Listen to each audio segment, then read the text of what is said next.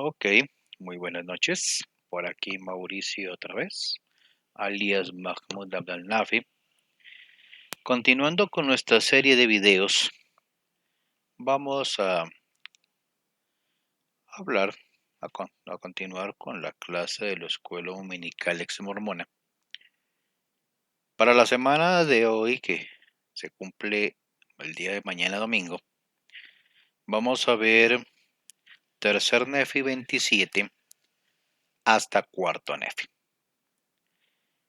Le di un repaso a estos capítulos y me parecieron bastante interesantes. La verdad, yo hace mucho tiempo no me pongo a leer el libro de Mormón y la verdad el leerlo me trae recuerdos bonitos. Pero son recuerdos que me ayudan a recordar ciertas cosas que se deben hacer y que sin embargo en la iglesia no se hacen, por más de que digan que sí se hacen. Bien, entonces el primer tema que vamos a ver a continuación, vamos a encontrarlo en tercer Nefi 27 del 1 al 22. Y dice así, vamos a mirarlo. Y sucedió que mientras los discípulos de Jesús andaban viajando y predicando las cosas que habían oído y visto, y bautizando en el nombre de Jesús, sucedió que se hallaban congregados los discípulos y unidos en poderosa oración y ayuno. Y Jesús se les manifestó de nuevo porque pedían al Padre en su nombre. Y vino Jesús y se puso en medio de ellos y les dijo, ¿qué queréis que os dé? Y ellos le dijeron, Señor, deseamos que nos digas el nombre por el cual hemos de llamar a esta iglesia, porque hay disputas entre el pueblo concernientes a este asunto. Y el Señor les dijo, de cierto os digo, ¿por qué es que este pueblo ha de murmurar y disputar a causa de esto? ¿No han leído las escrituras que dicen que debéis tomar sobre vosotros el nombre de Cristo, que es mi nombre? Porque por este nombre seréis llamados en el postrer día. Y el que tome sobre sí mi nombre y persevere hasta el fin, éste se salvará en el postrer día. Por tanto, cualquier cosa que hagáis, la haréis en mi nombre. De modo que daréis mi nombre a la iglesia, y en mi nombre pediréis al Padre que bendiga a la iglesia por mi causa. ¿Y cómo puede ser mi iglesia salvo que lleve mi nombre? Porque si una iglesia lleva el nombre de Moisés, entonces es la iglesia de Moisés. O si se da el nombre de algún hombre, entonces es la iglesia de ese hombre. Pero si lleva mi nombre, entonces es mi iglesia, si es que están fundados sobre mi evangelio. En verdad os digo que vosotros estáis edificados sobre mi evangelio. Por tanto, cualesquiera cosa que llaméis, las llamaréis en mi nombre. De modo que si pedís al Padre por la iglesia, si lo hacéis en mi nombre, el Padre os escuchará. Y si es que la iglesia está edificada sobre mi evangelio, entonces el Padre manifestará sus propias obras en ella. Pero si no está edificada sobre mi evangelio, o está fundada en los hechos de los hombres o en las obras del diablo, de cierto os digo que gozarán de su obra por un tiempo. Y de aquí a poco viene el fin, y son cortados y echados en el fuego, de donde no se vuelve. Pues sus obras lo siguen, porque es por sus obras que son talados. Recordad pues las cosas que os he dicho. He aquí, os he dado mi evangelio, y este es el evangelio que os he dado, que viene al mundo a cumplir la voluntad de mi Padre, porque mi Padre me envió.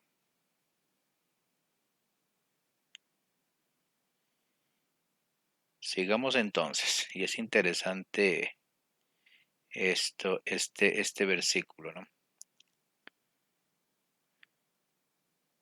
Sigamos entonces, y dice el versículo 14.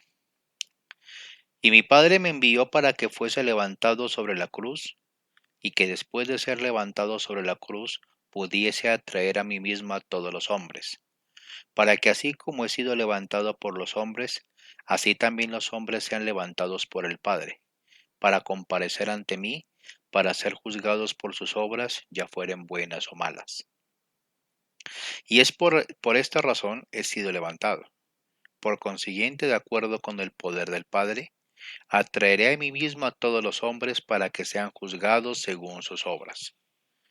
Y sucederá que cualquiera que se arrepiente y se bautice en mi nombre será lleno. Y si persevera hasta el fin, he aquí yo lo tendré sin culpa ante mi Padre el día en que me presente para juzgar al mundo. Y aquel que no persevera hasta el fin, este es el que también es cortado y echado en el fuego, de donde nunca más puede volver, por motivo de la justicia del Padre. Y esta es la palabra que él ha dado a los hijos de los hombres. Y por esta razón él cumple las palabras que ha dado, y no miente, sino que cumple todas sus palabras. Y nada impuro puede entrar en su reino, por tanto nada entra en su reposo, sino aquellos que han lavado sus vestidos en mi sangre, mediante su fe y el arrepentimiento de todos sus pecados, y su fidelidad hasta el fin. Y este es el mandamiento: arrepentíos todos vosotros extremos de la tierra, y venid a mí y sed bautizados en mi nombre, para que seáis santificados por la recepción del Espíritu Santo, a fin de que en el postrer día os presentéis ante mí sin mancha. En verdad os digo que este es mi evangelio, y vosotros sabéis las cosas que debéis hacer en mi iglesia, pues las obras que me habéis visto hacer, esas también las haréis, porque aquello que me habéis visto hacer, eso haréis vosotros. De modo que si hacéis estas cosas, benditos sois, porque seréis enaltecidos en el postrer día. Ok, cuando uno mira este capítulo de Tercer Nefi, el 27, prácticamente lo leímos todo. Hay cositas interesantes para ver. ¿Cuáles son los temas? Primero, el nombre de la iglesia. ¿Sí? ¿Cuál es el nombre que se le debe colocar a la iglesia? Recordemos que este Jesús, el Jesús mormón, eh, digamos, la iglesia mormona afirma que vino aquí al continente americano. Vino como un ser resucitado y glorificado. ¿Sí? En otras palabras, como un Dios. ¿Sí? Y de hecho lo llamaron así. Cuando uno mira Tercer Nefi 11 se le llama el Dios de toda la tierra, lo cual lleva a una pregunta interesante. Si en las mismas escrituras del antiguo continente, que son la Biblia, el mismo Jesús dice que Dios es único, ¿sí? Y de hecho recita el Shema: Oye Israel, el Señor nuestro Dios, el Señor único es. Entonces, ¿cómo es posible que venga aquí a América y venga a decirle a los nefitas, a este pueblo ficticio de que habla este libro, le viene a decir que Él es el Dios de toda la tierra y que deben adorarlo? Y de hecho la gente lo adora. Pero bueno, eso es parte de la mitología. En este capítulo se habla también algo que se llama lo que es el Evangelio. Y aquí hay una definición de Evangelio que nunca la dijo Jesucristo, si uno toma los 4 evangelios canónicos tal como están escritos. Estas son palabras que él nunca dijo. Las dijo Pablo de Tarso. Él fue el que enseñó toda la doctrina referente a la muerte en la cruz, la resurrección, la expiación por los pecados, la sangre de Cristo, la Santa Cena. Digamos, todo lo que caracteriza al cristianismo en su esencia doctrinal, no la enseñó Jesús, la enseñó fue Pablo de Tarso. Entonces la pregunta que uno se viene a hacer aquí de entrada es: ¿cómo es posible que Jesús, el Jesús mormón, viniendo aquí a América, diga este es mi evangelio y cite a Pablo de Tarso? Una pregunta que a ver si algún santo de los últimos días fiel y activo puede contestar, si es que quiere. Ok.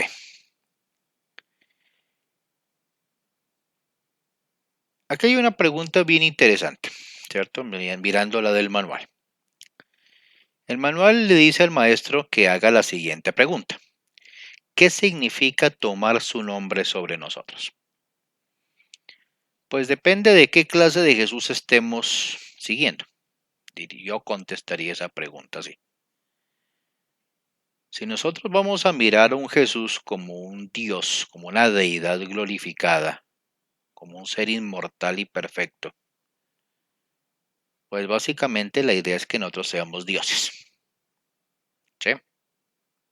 O sea, cuando una persona mira a Jesús en esta manera, como un ser glorificado y perfecto, un Dios que logró superar todas las adversidades y todas las tentaciones y todas las cosas, cuando uno mira a ese Jesús, uno pues va a tener la tendencia de volverse o querer ser un Dios.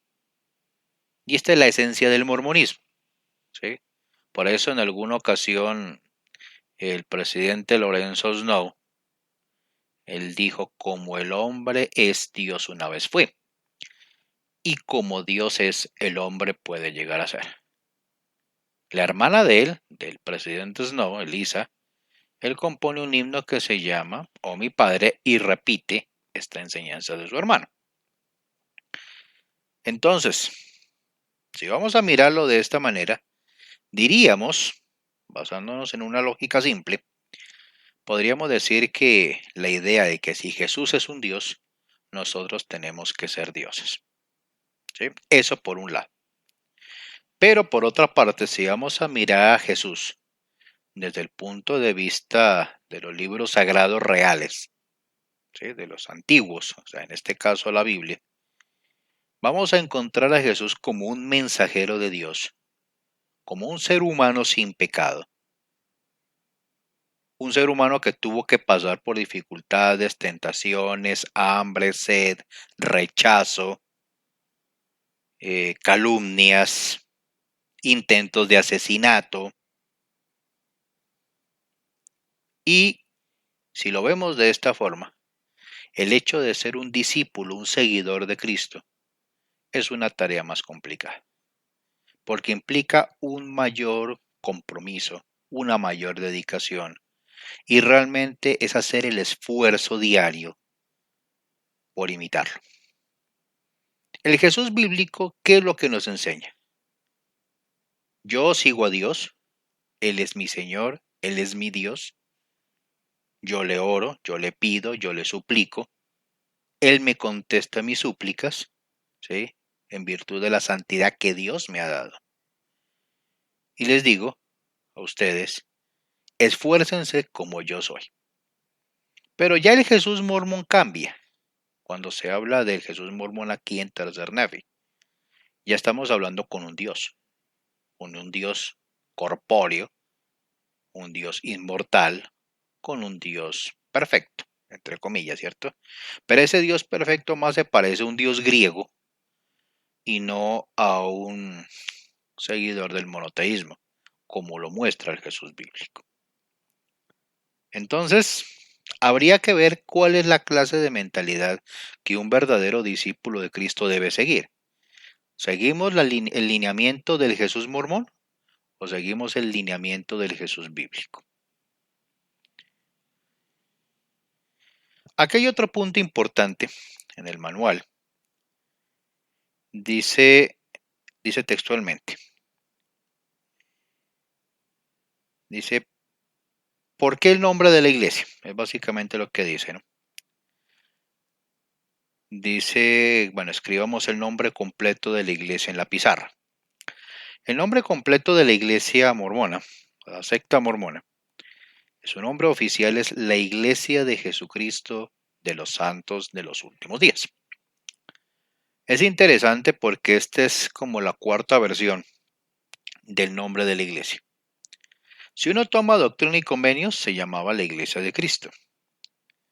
Si uno mira, por ejemplo, el templo de Kirtland, la iglesia no se llamaba la Iglesia de Cristo, se llamaba la Iglesia de los Santos de los Últimos Días.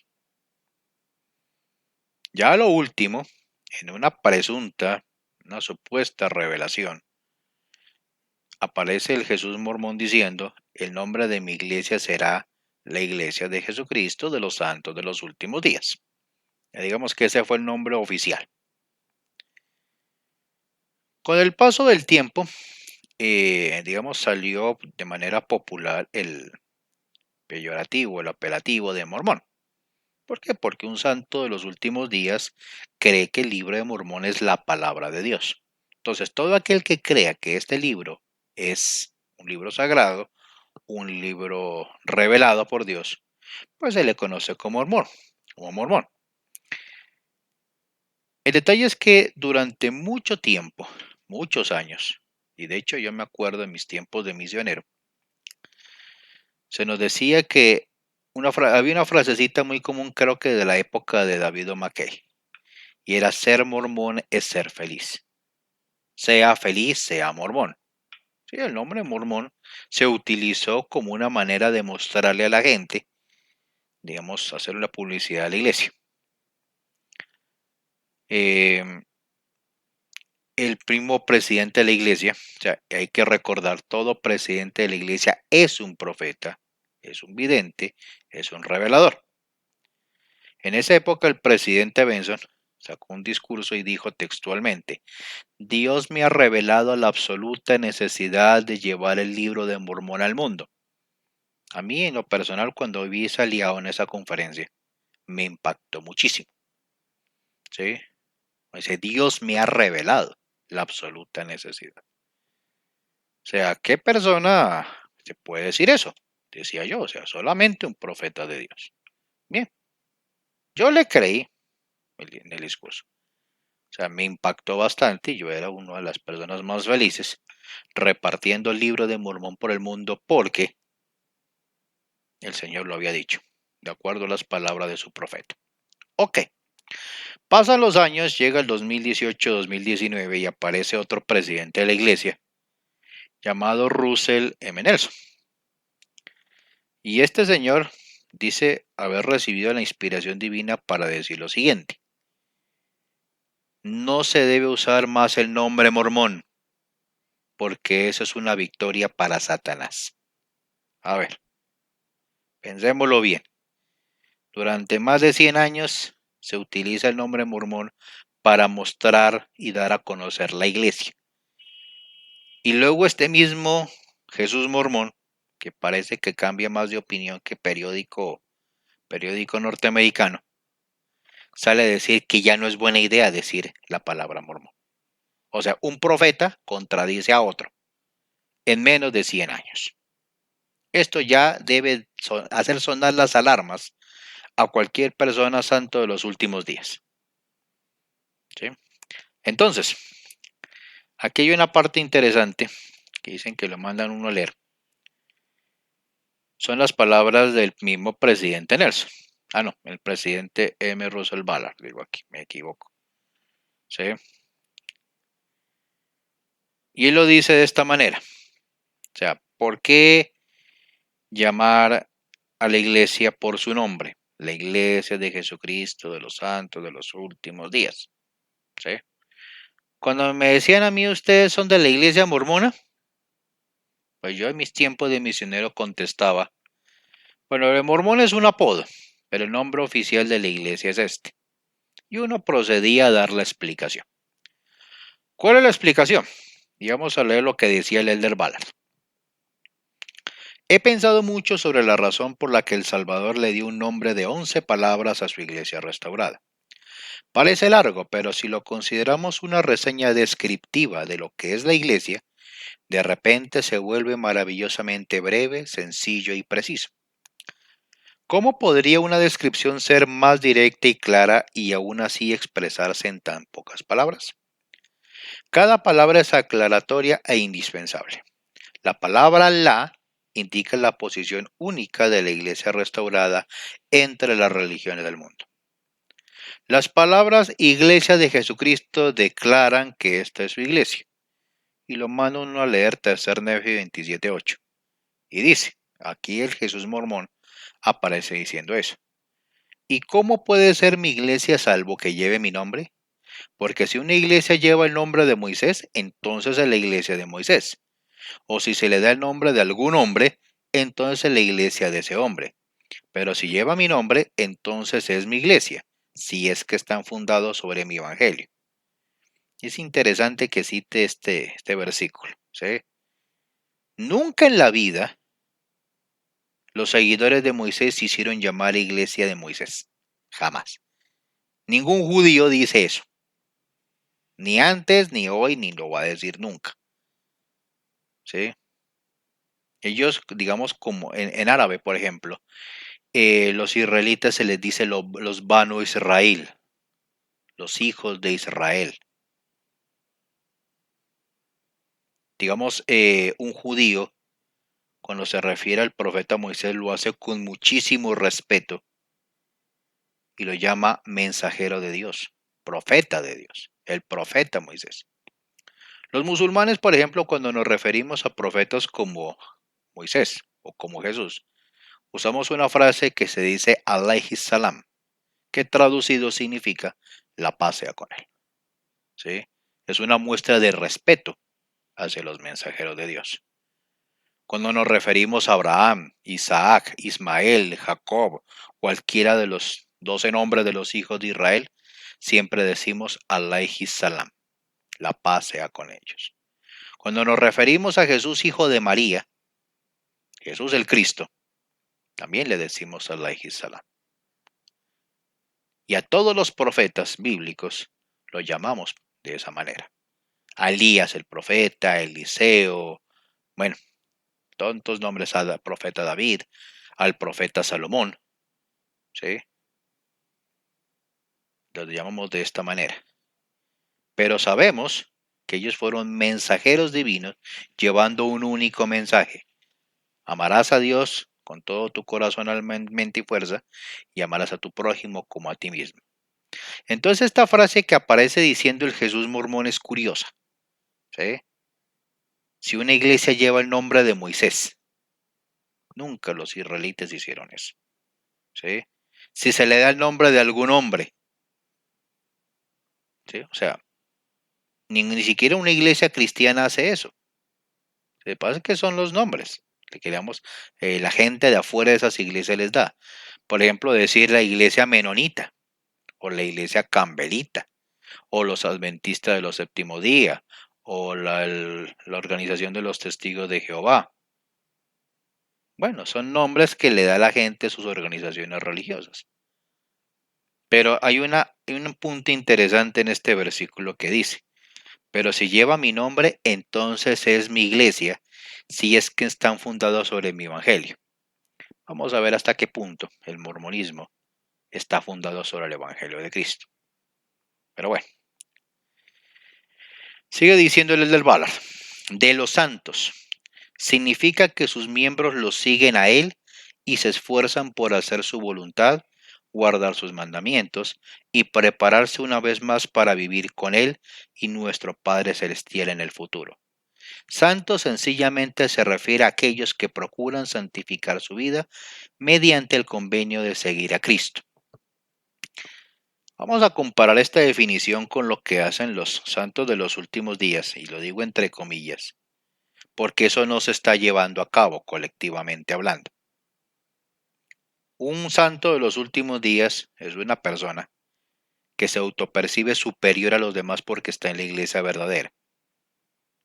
No importa si roba, si mata, si comete adulterio, si estafa, si defrauda al pobre, a la viuda y al huérfano. No importa. Mientras usted esté bautizado en la iglesia, usted tome la Santa Cena, pague sus diezmos y ofrendas, vaya al templo, usted es un santo de los últimos días. En ningún momento le están diciendo usted viva una vida limpia, vive una vida sana. No. Si usted cumple las 4 cosas, usted es un santo de los últimos días digno. Va a la capilla, guarda su cargo, paga sus diezmos y va al templo. Con esas 4, usted ya es un santo de los últimos días en la práctica. Esto que dice el Elder Ballard es en la teoría. Ahora, si nosotros nos remitimos al diccionario, vamos a ver lo que significa la palabra santo. Es interesante lo que podemos encontrar. Escribamos aquí, santo. A ver qué nos dice el diccionario. Dice, es un adjetivo. Dice, perfecto y libre de toda culpa. ¿Sí? Si uno lo mira en la práctica, así es como se percibe un santo de los últimos días. Perfecto y libre de culpa. ¿Sí? Entonces, un ejemplo, Santa María. ¿Sí? Un santo es alguien canonizado por la iglesia, como por ejemplo Santo Tomás de Aquino. Un santo es bondadoso, de especial virtud, abnegación y ejemplo. Un ejemplo, digamos, por decir algo, tu jefa es una santa. Es decir, una persona bondadosa, de especial virtud, abnegación y ejemplo. ¿Sí? Dice, cosa de especial provecho o efectividad. Entonces, hierba santa, por ejemplo, ¿no? Algo santo es algo sagrado e inviolable. Entonces, uno se da cuenta que la definición, como se entiende en el idioma español, es muy diferente a la definición que se da en la Biblia. Es cierto que en la Biblia, cuando Pablo de Tarso le hablaba a los discípulos de él en las diferentes ciudades de Grecia y de Roma y de la antigua Turquía, les decía santos. Aunque en una ocasión hizo una excepción y dijo llamados a ser santos. A todo el mundo le decía que todos los creyentes de su creencia religiosa les decía santos. Y es interesante el mirar por qué. Porque de acuerdo a las creencias de Pablo de Tarso, tal como él explicaba el Evangelio, es muy similar al Jesús mormón. Él decía que toda persona que se bautizaba se hacía santa, se hacía pura, sin mancha, inmaculada. Entonces toda persona tenía que conservar esa santidad adquirida en el momento del bautismo, en el momento de la confirmación. Entonces cuando una persona se salía del lineamiento establecido por las congregaciones cristianas de la época, obviamente las fundadas por Pablo, una persona que salía de esa ruta, pues obviamente no era bien vista, porque estaba rompiendo su nivel de santidad. Pero, entonces, ¿cómo lo entendía Pablo de Tarso? ¿Sí? Pablo de Tarso entendía la santidad como un proceso de perfección. Usted se bautizaba y se hacía santo, se hacía puro, sin mancha. ¿Cuál era el chiste? Conservar esa santidad. Tenía que portarse bien para conservar esa santidad. Si usted adoraba a los ídolos, tomaba licor, fornicaba, cometía adulterio, usted perdía esa santidad. ¿Por qué? Porque empezó a hacer cosas que no debía hacer. Entonces el bautismo se perdía. Entonces, digamos, llegaban casos donde se decía, por ejemplo, que en alguna ocasión hubo un escándalo dentro de la iglesia de los Corintios, donde un paisano se casó con su madre. ¿Sí? Pues para la época de los antiguos paganos no había problema, ¿no? Si lo hicieron los dioses, ¿por qué no los mortales? Y esa era la enseñanza que daba las antiguas religiones. Entonces, ahora que un cristiano lo haga, era un reverendo escándalo. ¿Sí? No por lo ético, no por lo moral, sino porque rompía las normas cristianas, pero establecidas por Pablo de Tarso. ¿Sí? No por las normas establecidas por el mismo Jesucristo. ¿Sí? Ahora, Jesucristo seguía la ley de Moisés. Y es específicamente claro que está prohibido que un hombre se case con su madre. Pero para un pagano no había problema. ¿Sí? Entonces, esas mezclas que había de paganismo con cristianismo fue una situación que los discípulos de Pablo tuvieron que aguantar durante mucho tiempo. Entonces, esa definición de Pablo de Tarso es diferente de la definición que da el Elder Ballard, cosa que nunca aplica, nunca ocurre, porque un santo de los últimos días, un mormón, como lo llamaríamos comúnmente, es una persona que lo que menos le interesa es vivir una vida limpia. Lo que le interesa es estar bien socialmente en la iglesia. Ahora, dice, continuando con la explicación del Elder Ballard, de los últimos días, explica que es la misma iglesia que Jesucristo estableció durante su ministerio terrenal, pero restaurada en los últimos días. Sabemos que hubo un desvío o una apostasía que requirió la restauración de su iglesia verdadera y total en nuestra época. Entonces aquí lleva uno una pregunta, ¿no? Y era la frase que el Jesús mormón aparecía diciendo en Tercer Nefi. O sea, si llevan mi nombre, entonces es mi iglesia si es que están guiados por mi evangelio. Entonces, ¿el evangelio de quién? ¿El evangelio de Jesús mormón o el evangelio de Jesús bíblico? Son dos cosas completamente diferentes. Ok, sigamos mirando aquí lo que decía la clase, ¿no?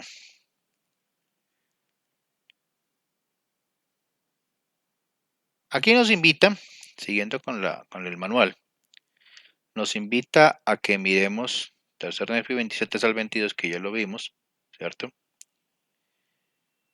Y es una cosa interesante. Y hace una pregunta. ¿Qué perspectivas recibimos sobre la forma de vivirlo en nuestra vida diaria? O sea, yo le diría esto a cualquier santo de los últimos días que se precie de serlo. Una cosa es ser santo de los últimos días y otra cosa es ser cristiano. El santo de los últimos días se fija mucho en las cuatro condiciones antes mencionadas. Va a la capilla, cumple sus cargos, paga sus diezmos y ofrendas y va al templo. En esas cuatro cosas se fija un santo de los últimos días. ¿En qué se basa un cristiano? Y uno lo puede mirar en cualquier iglesia cristiana, incluida la iglesia católica. ¿Sí? ¿Qué son las cuatro cosas? Un cristiano ora, un cristiano ayuna, un cristiano hace el bien, un cristiano no critica al prójimo, un cristiano no es chismoso, un cristiano no es adúltero ni fornicario, un cristiano no anda haciendo experimentos sexuales, un cristiano sigue el ejemplo de Cristo. Pero vuelvo y les digo, el Jesús bíblico, ¿sí? El Jesús bíblico hacía todas esas cosas, no hacía las otras cosas tampoco. Y su vida, su comportamiento, sus palabras, sus obras fueron el ejemplo para que los primeros discípulos se pudieran hacer llamar cristianos. O discípulos de Cristo, porque la palabra cristiano más bien viene de las enseñanzas de Pablo de Tarso. Ellos eran discípulos de Cristo, mensajero de Dios, profeta de Dios. ¿Sí? Los discípulos de Pablo creían en Jesús, Hijo de Dios. ¿Sí? Los cristianos de Pablo adoraban a una deidad llamada Cristo. ¿Sí? Esa era la gran diferencia entre el discípulo de Pablo y los discípulos de Cristo. Entonces la pregunta que, digamos, o más que pregunta la exhortación a un santo de los últimos días es, ¿qué clase de Jesús usted está adorando? ¿Sí? Y si esa adoración o esa veneración o esa obediencia corresponde con las escrituras o corresponde con los manuales y procedimientos de la iglesia mormona. Ok, pasemos a otro punto, y es hablar del libro de Mormón. Nos invitan aquí a leer tercer Nefi 29 del 1 al 3, y dice lo siguiente.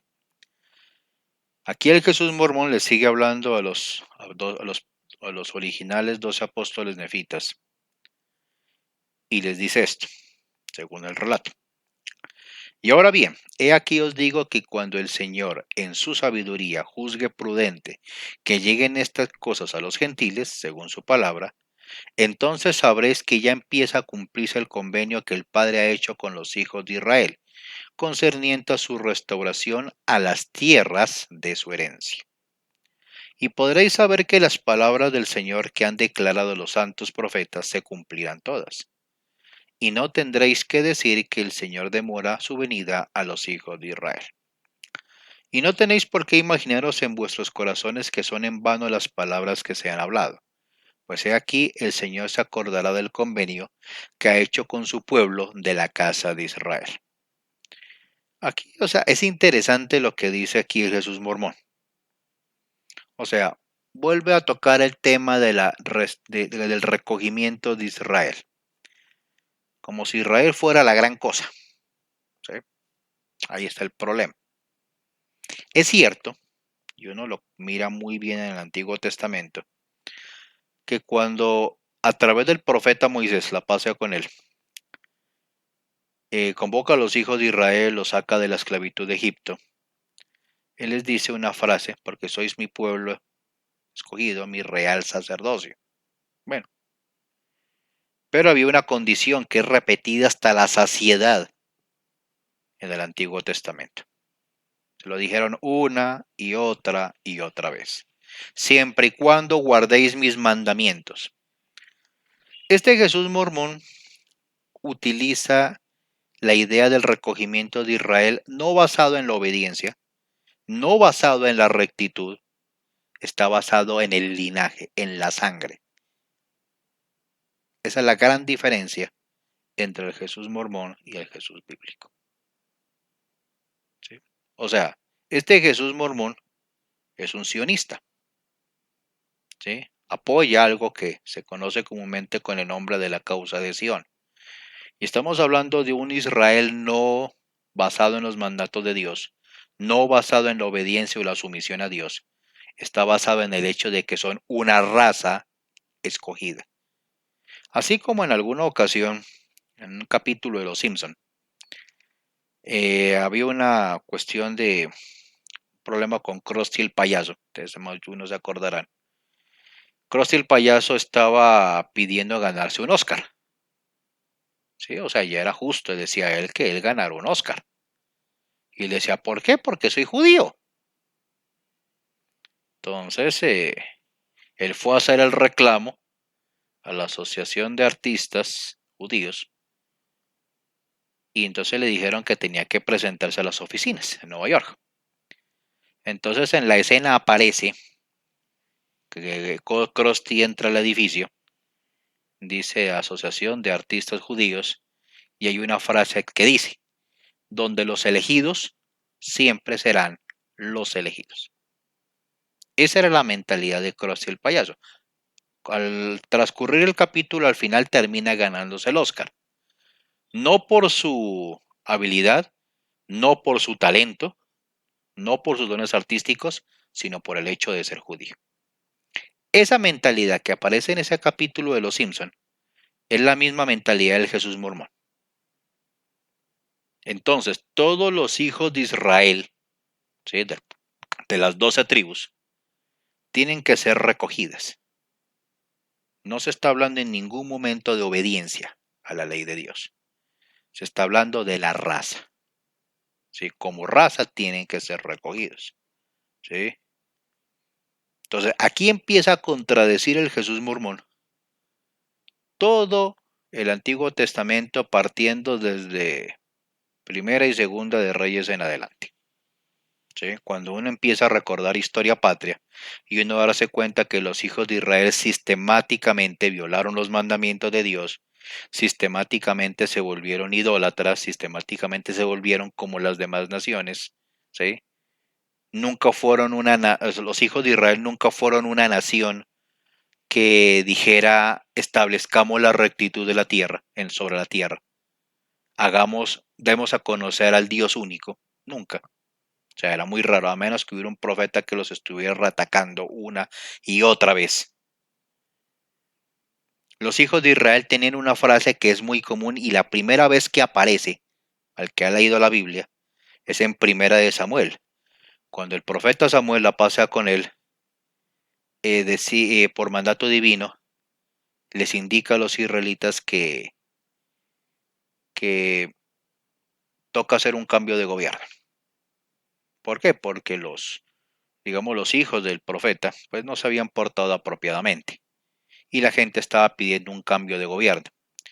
Entonces la exigencia que le hicieron los israelitas al profeta Samuel fue, deseamos un rey como todas las naciones. Y de ahí en adelante empezó el problema. ¿Por qué razón? Porque no podían soportar ser gente diferente. O sea, todas las naciones tenían reyes, los israelitas tenían jueces. ¿Sí? Entonces, cuando hay un gobierno basado en jueces, el pueblo tiene que asumir la responsabilidad de sus actos. Y eso me recuerda a las palabras del mismo libro de Mormón cuando el rey Benjamín hablaba de ese tema. creo que era, no, Benjamín no era el rey Mosía, cuando decide hacer el cambio a gobierno de los jueces. O sea, según el relato del libro de Mormón, es la situación inversa. Habían reyes y luego pasan a jueces. Él mismo decía, cuando hay reyes, la responsabilidad de los problemas del gobierno recaen totalmente sobre el rey. El pueblo no tiene nada que ver. El pueblo depende del rey para vivir. En cambio, cuando hay jueces, el pueblo tiene que asumir la responsabilidad sobre a quién elige. Todos eso, si los israelitas de la época nunca tuvieron esa delicadeza de asumir su responsabilidad. Querían un rey como todas las naciones. ¿Sí? Pasó el tiempo y no solamente querían tener un rey como todas las naciones, sino querían tener una religión como todas las naciones. Querían seguir la moda de todas las naciones, querían seguir las costumbres de todas las naciones y al final terminaron disueltos en medio de las naciones.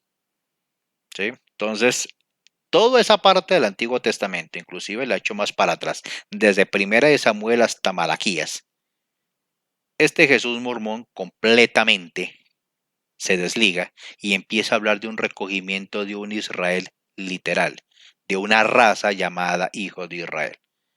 No hay obediencia, no hay rectitud, no hay nada. Hay que recoger a la raza elegida. ¿Sí?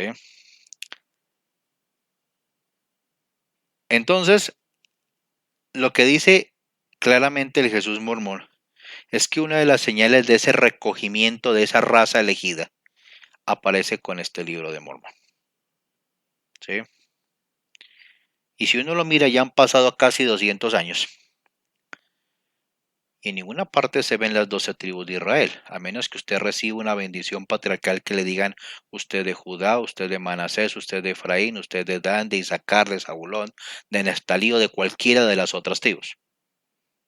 Usted le echan el cuento que le dicen que usted es israelita por adopción porque aceptó el evangelio verdadero. Ese es el argumento que usted le colocan. ¿Sí? Pero es curioso que cuando un judío se hace santo de los últimos días, ahí sí es un legítimo descendiente de Israel. Los demás son por adopción, o sea, apelando a las enseñanzas de Pablo de Tarso.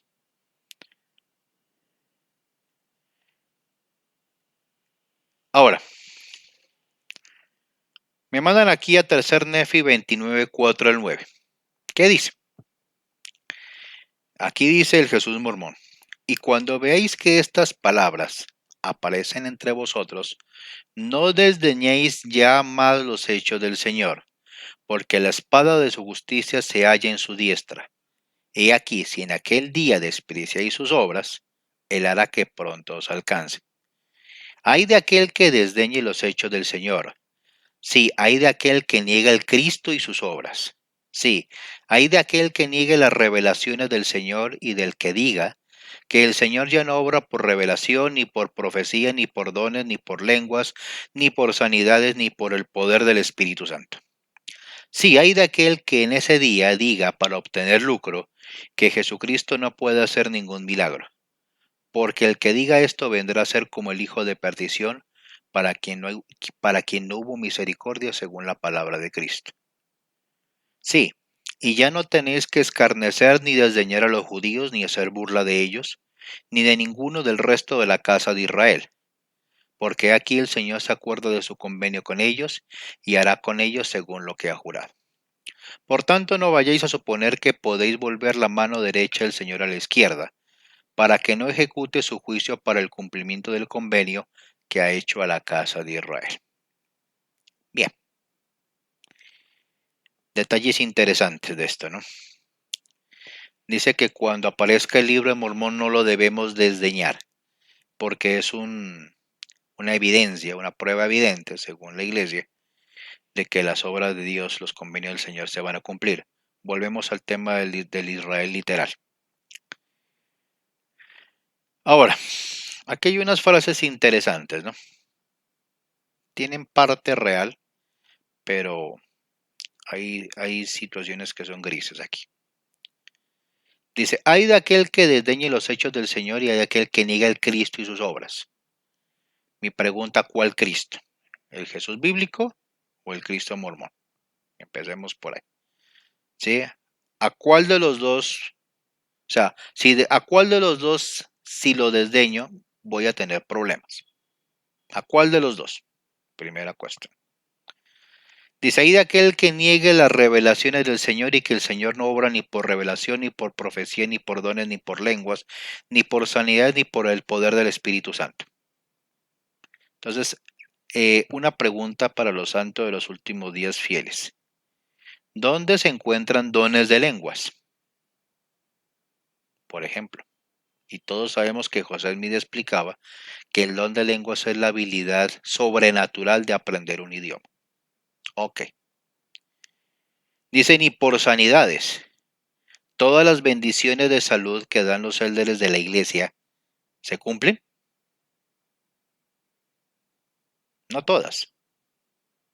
No todas se cumplen. Es una realidad que todos sabemos. Entonces ahí viene una pregunta. Las bendiciones de salud que dan los líderes de la iglesia, llámese los misioneros o los del quórum de él, de los quórum de sumos sacerdotes, ¿todas se dan? La respuesta es no. ¿Sí? Entonces, si lo comparamos con los apóstoles bíblicos, cada vez que ellos daban una bendición de salud, la persona sanaba. Jesucristo cuando sanaba cuando o suplicaba por una persona enferma, esa persona se sanaba. Era una cuestión evidente y una prueba de su llamamiento divino. Lo mismo de los apóstoles. En la iglesia no ocurre eso. A veces sí y a veces no. Entonces aquí algo raro está pasando. Dice, hay de aquel que diga que el Señor ya no obra por revelación ni por profecía. A ver, en la iglesia el presidente Nelson o el quórum de los 12, ¿se reciben revelaciones? Entonces, si reciben revelaciones, entonces ¿cómo es que no previnieron de la plaga del presunto bicho? ¿O es que sabían que el presunto bicho no existe? ¿Qué pasó? ¿Sí? Entre otras cosas, ¿no? ¿O es que en la época de Spencer W. Kimball no sabían que el Señor eh, es justo y misericordioso tanto con el blanco como el negro como el indígena? Son preguntitas, ¿no? Preguntas que hago yo, ¿no? O sea, y son cosas que uno lo ponen a pensar cuando uno se entera de la historia de la iglesia, que es el problema de muchos misioneros, más que todo latinos. O sea, no conocen la historia de la iglesia y uno va derecho explicando lo que uno aprendió en las charlas o uno aprendió en el CCM. Los gringos tienen un poquito más de ventaja porque han nacido en la iglesia y conocen muchas cosas, pero en la práctica terminan siendo tan ignorantes como los mismos latinos. No conocen muchas cosas de la historia de la iglesia. Entonces, o sea, ¿a qué clase de revelaciones o profecías se refieren? O sea, ¿los 12 apóstoles profetizan? ¿La primera presidencia profetiza? ¿Reciben revelación? ¿Reciben dones? ¿Hablan en lenguas? Cuando llega alguno, llega el presidente Nelson o alguno del quórum de los 12, tienen que llegar con traductor. Y eso de por sí debería ser algo que cualquier santo de los últimos días debería darse cuenta. Los profetas cuando van por el mundo ejerciendo su ministerio, van mostrando los dones divinos que el Señor les ha dado. Si el presidente Nelson fuera realmente un profeta, cuando llegue a un país de habla hispana hablaría en español. Si llegara a un país de habla alemana, hablaría alemán. Si llegara a un país de lengua árabe, hablaría árabe. ¿Sí? Eso es lo que hacían los apóstoles. En la misma Biblia lo dice. Pedro el apóstol, Santiago, Juan, cualquiera de ellos, hacía esto. Por eso es que hubo una manifestación llamada Pentecostés. Y la gente predicaba el Evangelio en idiomas que ellos no conocían. Y fue algo que fue evidente en toda Jerusalén. Eso no pasa en la iglesia. Uno llega a una conferencia, llega a cualquiera de los apóstoles, ellos hablan inglés y hay un traductor. Entonces, ¿dónde está la prueba evidente de su llamamiento divino? No existe, solamente está en la mente del fiel santo de los últimos días. Ahora, hay de aquel que este día diga para obtener lucro que Jesucristo no puede hacer ningún milagro. Entonces, ¿Jesucristo está entre nosotros? No. Entonces, ahora, si vamos a hablar de milagros, tenemos que mirar qué es un milagro. Entonces, ¿qué es eso? ¿Qué es un milagro? Hay gente que confunde milagro con portento. Uno encuentra portentos en todas las religiones del mundo. Si uno se va a la India, allá hay gente, hay templos donde la gente se sana.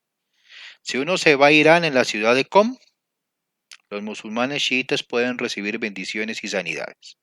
Si uno se va a Lourdes, en Francia, pasa lo mismo. Si uno se va ante un chamán de la selva amazónica, pasa lo mismo. Eso es una obra, entonces, ¿cuál de todas es? Y es una cosa muy diferente de un milagro. Un milagro es una obra maravillosa hecha por un mensajero de Dios para mostrar el llamamiento, para demostrarle a la gente que tiene un llamamiento divino. Como por ejemplo Moisés. Él le demostró al faraón y a su corte que era un mensajero de Dios porque primero podía hacer milagros grandes.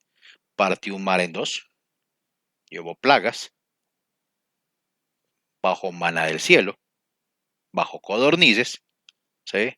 Cada vez de que el profeta suplicaba a Dios por estas cosas, Dios se lo concedía inmediatamente. Entonces, esa era la manera de mostrar que él era realmente un enviado de Dios. Cuando Jesús iba por los caminos, la gente le pedía, Señor, sáname. Él suplicaba a Dios y la persona se sanaba. Vuelvo y repito. Eso no pasa en la iglesia. Hay personas que van, Elder, ayúdeme una bendición de salud. Uno puede decir que es por falta de fe. O sea, es el argumento, ¿no? Si usted no tiene fe, no se le hacen milagros. Y de hecho hay una frase en el libro de Mormón que dice que la fe se hacen por los milagros. O sea, la fe causa los milagros. La fe precede el milagro, decía Spencer W. Kimball. Pero entonces, si lo vamos a aplicar de esa manera, toda la gente que tiene fe recibe milagros, no importa la religión en que se encuentre. Entonces ahí va a estar el problema de definir qué es un milagro y qué es un portento. ¿Sí? Portentos se hacen en todas partes. ¿Sí? Milagros solamente los hacen los profetas. En el versículo 8 vuelve y dice, no escarnecer ni desdeñar a los judíos. Si recordamos en los pasajes bíblicos, ¿quiénes fueron los más acérrimos enemigos de Jesús? Fueron los judíos, los rabinos, los líderes religiosos judíos. Pero recordemos que Jesús como linaje era judío. Era de la tribu de Judá, una de las tribus de Israel. Los 12 apóstoles, los originales, eran de la tribu de Judá. El único que no era de la tribu de Judá era Pablo. Él decía que era de Benjamín. ¿Ve? Es posible, ¿no? O sea, no se niega, ¿no? Él tiene una genealogía lo suficientemente fuerte para poder mostrarlo. ¿Sí? Pero una cosa es eso, y otra cosa es decir que pobrecitos los judíos, ellos no tienen culpa de nada. Es decir, victimizar al judío y decir que es un alma santa no tiene sentido dentro del Evangelio, porque el Evangelio se mide por resultados, por buenas obras. Todos sabemos que dentro de las enseñanzas judías, Jesucristo es un HDP, un hijo de, ya sabemos. O sea, ellos no reconocen, digamos, de manera sincera a Jesús como un mensajero divino. Ellos en sus enseñanzas todavía siguen diciendo de que esa historia del nacimiento virginal fue para cubrir una fornicación evidente de María con un soldado romano. Hasta el sol de hoy lo dicen, pero en público, cuando hay reuniones interreligiosas, se desgastan alabando a Jesús, pero nunca le hacen caso. ¿Sí? Entonces, ahora, aquí hay una amenaza directa en el 9. No vayáis a suponer que podéis volver la mano derecha al Señor a la izquierda para que no ejecute su juicio. A ver, ¿qué pasó? O sea, ¿realmente está pasando esa amenaza?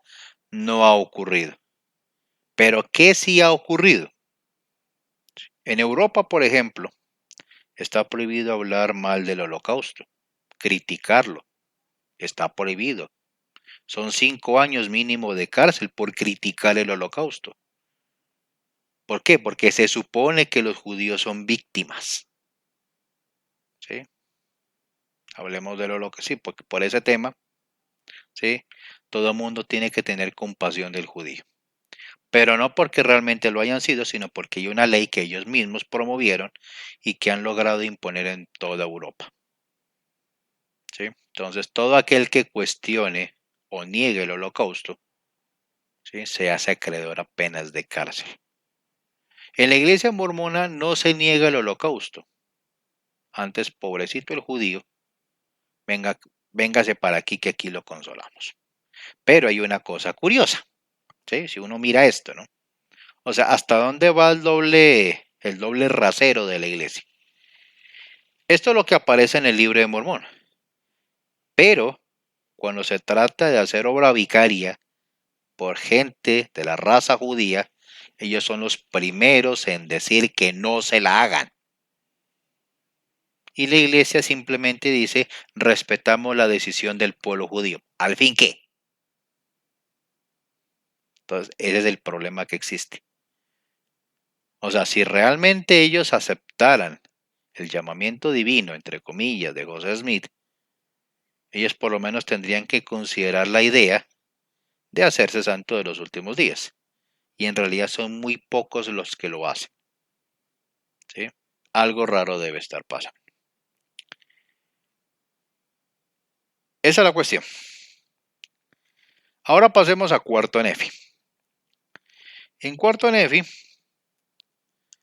hay una cuestión bien interesante y muestra en unos pocos versículos una evolución del pueblo nefita y del pueblo lamanita. ¿Sí?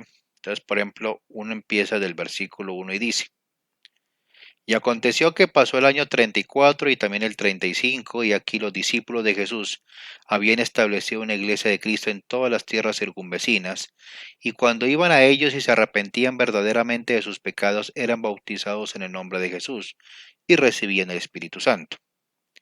Bueno, en el versículo 3, tenían en común todas las cosas, no había ricos ni pobres, esclavos ni libres, sino que todos fueron hechos libres y participantes del don celestial. En el 36 pasó lo mismo. En el 5 dice que los discípulos de Jesús efectuaban grandes y maravillosas obras. Dice, sanaban a los enfermos, resucitaban a los muertos, los cojos andaban, los ciegos veían, los sordos oyeran y obraban toda clase de milagros entre los hijos de los hombres y no obraban ningún milagro salvo que fuera en el nombre de Jesús.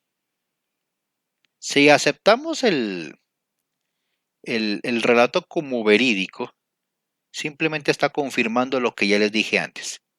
¿Cómo sabía la gente, los nefitas o los lamanitas de la época, que ellos eran los verdaderos discípulos? Porque hacían milagros. ¿Sí? Y hacían milagros en el nombre de Jesús y todos los milagros se hacían. Fuera lo que fuera. La gente pedía la ayuda, los apóstoles se las daban. Si alguien era sordo y pedía recuperar su oído, suplicaban a Dios y se lo daban. En el nombre de Jesús. ¿Sí? O sea, no era nada selectivo. Era, usted pide, se le da. 10 dice que así pasaron los años 38 y llegaron hasta el 59 y todo iba de la misma manera. Se reconstruyeron ciudades. Dice, el pueblo de Nefi se hizo fuerte y llegó a ser un pueblo hermoso y deleitable en extremo. Aquí se puede ver un racismo disimulado, porque solamente los hermosos y deleitables son los que cumplen, son los elegidos. Se casaban y daban en matrimonio. Dice que no se seguían por la práctica de Moisés, sino por los mandamientos que había dado el Señor resucitado. Sí, cosa curiosa porque el mismo Jesús dijo, sí, no pasarán primero los cielos y la tierra antes de que las palabras de la ley se tengan que abrogar. ¿Sí? Es curioso. En Palestina decía una cosa y aquí en América decía otra. Dice que no había contenciones, ¿cierto? Dicen que de los primeros discípulos empezaron a morir, solamente quedaron los tres a los que se les dio el poder de vivir indefinidamente. ¿Sí? Decía no había envidia, ni contienda, ni tumulto, ni fornicaciones, mentiras, asesinatos, nada, ningún delito. No habían ladrones, ni asesinos, ni lamanitas, ninguna especie de hitas, sino que eran uno, hijos de Cristo y heredero del reino de Dios. Dice que hasta transcurridos 110 años, toda la primera generación muere, pero todo era paz y armonía. ¿Sí? Entonces, aquí se hace una pregunta interesante. ¿De qué forma influyó su conversión en la forma en que se trataban entre ellos? Y ese es el gran problema de la capilla, de cualquier capilla. Uno llega de nuevo a una capilla, digamos que nunca ha recibido visita de misioneros ni nada. Uno simplemente llega y entra a una capilla mormona. Y la reacción general es que cada uno va para su clase, cada uno está ocupado, el obispo en su oficina, los miembros siguiendo los salones, y el paisano literalmente queda en un momento rodeado de gente y al siguiente minuto no hay nadie. Es muy rara la capilla donde uno vea a algún no santo de los últimos días y digan bienvenido, en qué le podemos ayudar. Es muy raro, ¿sí? Y si uno llega, como le decía en alguna otra ocasión, morenito, ¿sí? Como negrito, pues le empiezan a mirar raro a ver si de pronto es que viene a robarse algo, ¿sí? Ese es lastimosamente el problema. Pero si uno se guiara basándose en lo que está en el libro de Mormón, se habla con claridad que es el ejemplo de un discípulo de Cristo el que lleva al éxito en una sociedad. Y eso lo veíamos en la clase del sacerdocio en el video anterior. ¿Sí? La forma de vivir el Evangelio. ¿Sí? Y yo no estoy hablando de las 4 cosas que hace el santo de los últimos días. Va a la capilla, tiene cargo y lo cumple, paga sus diezmos y ofrendas y va al templo. No. Yo no estoy hablando de esos 4 pilares del mormonismo. Yo hablo de las enseñanzas de Cristo, el Jesús bíblico. Es muy diferente. ¿Sí? Y lastimosamente la gran mayoría de los santos de los últimos días basan su fidelidad en los 4 pilares antes mencionados, no en las enseñanzas de Cristo.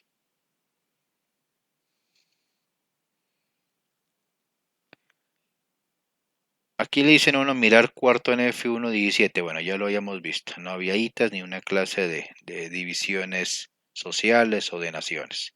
Se supone que aquí en América todo era una sola gran nación y todos vivían en paz y armonía. Qué curioso porque los indígenas en ningún momento hablan de esa época. En ningún momento. Y se supone que son los descendientes de estas naciones. Ahora, le dicen que uno mire cuarto Nefi del 19 al 34. Y aquí viene la parte, como lo digo muchas veces, a la visconversa. O sea, ¿qué pasó después de ese año 110? Empieza a haber problemas. Si uno mira el versículo 20 dice, una parte del pueblo se rebela y toma sobre sí el nombre de Lamanitas. Muere Amós, que era uno de los profetas de la época, dice a los 194 años de la venida de Cristo. Amos Jr. toma el deber de las planchas, de cuidarlas. ¿Sí? Pasan 200 años, ya muere la segunda generación. Dice que el pueblo en el versículo 23 se habían hecho sumamente ricos y se había multiplicado de gran manera. Dice, por razón de su prosperidad en Cristo, es decir, gracias a la obediencia. Sin embargo, ya empiezan a haber problemas. En el 201 dice, algunos se ensalzaron en el orgullo, tal como lucir ropas costosas, toda clase de perlas finas y las cosas lujosas del mundo. Que ese es el problema. Y eso es un punto interesante para tener en cuenta. Es cierto que uno cuando va a la capilla, pues debe llegar, digamos, con la ropita más o menos que uno tenga, ¿no? Lo mejorcito que uno tenga. Pero algunos literalmente se pasan. llegan en carros lujosos, llegan con ropa fina, ahí sí como dice, con perlas finas, y pasan por la capilla Orondos mostrando digamos, sus propiedades. Pasa mucho entre las clases sociales altas. Entonces es una cosa que en la iglesia nunca se ha tenido control. Nunca se le ha enseñado a la gente que debe haber sencillez en la aplicación del Evangelio. ¿Por qué? Vuelvo a los 4 pilares. A la gente de la iglesia no se le enseña a vivir el Evangelio de Cristo. Se le enseña a vivir las normas de la iglesia. Son dos cosas completamente diferentes en la práctica. Aunque en la teoría uno le digan que son lo mismo. Dice, de ahí en adelante en el versículo 25 dice, no tuvieron sus bienes y posesiones en común entre ellos. Empezaron a dividirse en clases. Y aquí es donde el relato de Cuarto Nefi se vuelve interesante. Porque se va pareciendo mucho a la iglesia de los santos de los últimos días de la época actual, siglo XXI, siglo XX. ¿Sí? Empezaron a dividirse en clases. Una cosa es ir a una estaca de un barrio pobre, o de un sector pobre de la ciudad, o de un campo, y otra cosa es ver la capilla en un sector de clase acomodada. Es un mundo completamente diferente. Uno va a una capilla de clase alta y el racismo, el clasismo es evidente. O sea, uno se siente como peor que mosco en leche. ¿Sí? Uno no lo miran, o sea, no preguntan buenos días, disculpe, ¿usted es miembro de la iglesia? No. O sea, ni siquiera le hablan. O en el mejor de los casos le dicen a uno, ¿a qué vino? ¿Está buscando a alguien? Viene inclusive una ocasión, yo fui a una capilla en Bogotá. Creo que era la capilla de la Alhambra, ya por la 116. Y cuando yo entré a esa capilla, alguien me vio y me dijo, disculpe, ¿usted viene a pedir algo? Yo le dije, no, lo que pasa es que vengo de visita. Yo soy miembro de la iglesia y vengo de la estaca Kennedy. Ah, ok, siga, bienvenido. Ya lo llevo a la clase de escuela dominical, ¿sí? Porque había llegado pasada la sacramental. O sea, como quien dice, se sienten tan seguros de sí mismos, tan seguros de su propia santidad, que cualquiera a quienes ellos no conozcan son de clase más inferior. Y esto es lo que se denuncia en el libro de Mormón. Dice, empezaron a establecer iglesias para sí con objeto de lucrar. La iglesia en la actualidad se volvió eso. Esto es un negocio, es un lucro, en todo sentido. Sí, o sea, ahorita los diezmos son no para dar a los pobres, sino para construir centros comerciales, para hacer urbanizaciones, templos lujosos, para hacer campaña publicitaria, para pagar canales de televisión, para dar conferencias y la condición económica de los miembros pobres de la iglesia que se vayan al reverendo, ¿sí? El reverendo carajo, porque después van a decir que es que la iglesia no tiene por qué andar manteniendo a nadie, pero sí le fascina regalar mercados, mascarillas, respiradores a gente que no es de la iglesia. Bien, dice en el versículo 27, dice que aparecen un gran número de iglesias que profesaban conocer al Cristo, pero que negaban la mayor parte de su evangelio. Estamos hablando comparativamente de la iglesia de los santos de los últimos días ahora. ¿Sí? Profesan conocer al Cristo, pero niegan su evangelio.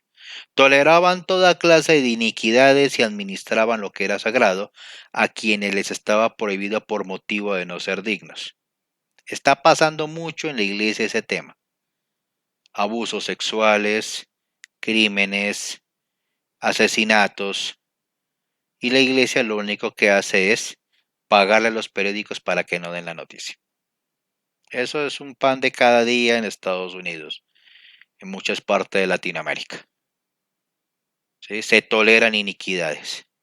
Llega un paisano, embaraza a una muchacha, a la muchacha le suspenden los derechos, el chino es mirado como bicho raro, pero al paisano en cuestión, el que embarazó a la muchacha, cambia de barrio, eh, digamos, tiene entrevista con el obispo, se arrepiente, entre comillas, de sus pecados, participa de las actividades de la iglesia, va a la misión, tiene cargos, ¿sí? Y el chino que había dejado por allá de aquella muchacha en su transgresión queda como cero a la izquierda. No pasa nada, ¿sí? Eso está pasando ahorita en la iglesia. Dice, y esta iglesia se multiplicó en gran manera por causa de la iniquidad y el poder, por el poder de Satanás que se apodera de sus corazones. Dice, además hay otra iglesia que negó al Cristo y perseguía lo de la verdadera iglesia de Cristo por su humildad. Y bueno, aquí empieza, vuelve a aparecer el concepto, digamos, del poder de los apóstoles, de los reales apóstoles. Por lo menos aquí lo menciona. Decía, ejercían poder y autoridad sobre los discípulos de Jesús que permanecieron con ellos, los echaban en prisiones, pero por el poder de la palabra de Dios que estaba en ellos, las prisiones se partían en dos y salían ellos haciendo grandes milagros entre el pueblo. Es decir, a través de los milagros demostraban que eran los verdaderos apóstoles, los verdaderos mensajeros divinos. Eso no lo hace ningún presidente de la iglesia, no lo hace ni Russell M. Nelson. Dice, pero a pesar de esto, la gente endureció el corazón e intentó matarlos como procuraron matar a Jesús. Los arrojaban en hornos encendidos, salían sin recibir ningún daño. Los echaban en fosos de animales feroces y jugaban con las fieras como un niño con un cordero. Y salían entre ellos sin ningún daño. ¿Sí? Entonces, se vuelve a repetir el mismo principio. Un profeta de Dios se sabe que es un profeta por los milagros que hace. Es su firma, es su sello, es la prueba evidente ante los demás de que ellos tienen un llamamiento divino. No solamente porque uno en una conferencia general diga, usted sostiene a Russell M. Nelson como profeta, bien, no, no era por eso. ¿Sí? Russell M. Nelson no hace un milagro. ¿Sí? A menos que en sus viejos años mozos, cuando hacía obras maravillosas con instrumentos de cirugía para arreglar corazones. ¿Sí? Porque se sabe que fue un gran cirujano. Quizás eran las únicas obras maravillosas que hacía y le pagaban por eso y le pagaban bien. Entonces, ese es el detalle que uno se da cuenta y es la manera en que, digamos, vuelvo y repito, un santo de los últimos días tiene que ser muy claro en mirar qué es lo que realmente está siguiendo.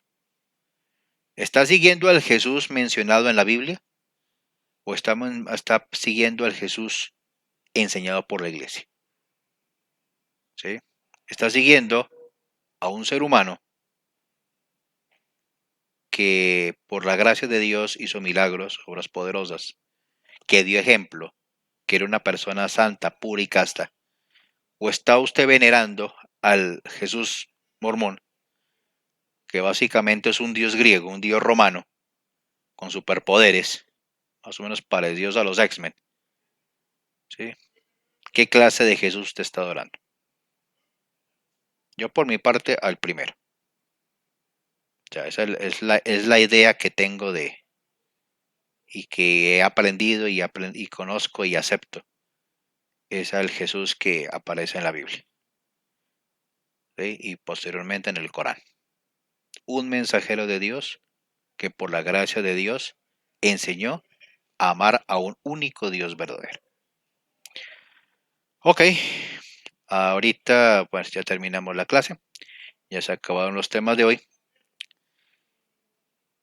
Les invito para un próximo video, para la próxima clase. Si tienen comentarios, preguntas o lo que ustedes deseen decir, allí está la caja de comentarios. Entonces, buenas noches a todos y que descansen bien y feliz domingo.